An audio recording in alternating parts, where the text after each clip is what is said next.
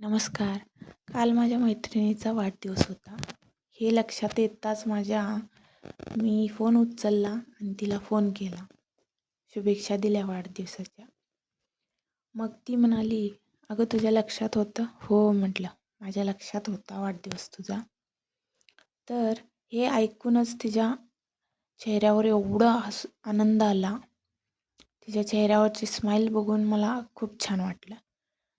तर तुम्हाला सांगायचं तात्पर्य काय?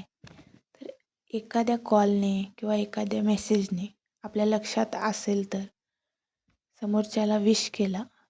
बड्डे असो किंवा ॲनिव्हर्सरी काही असो, पण विश केलं आणि समोरच्याच्या चेहऱ्यावर जर आपल्या एका मेसेजमुळे किंवा कॉलमुळे आनंद येत असेल, त्यांचा दिवस खूप छान जात असेल, तर काय मेसेज किंवा कॉल करायला हरकतच काय आहे, असं मला वाटलं.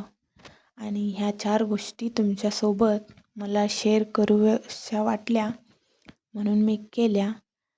तर कसा वाटला माझा व्हिडिओ तुम्हाला?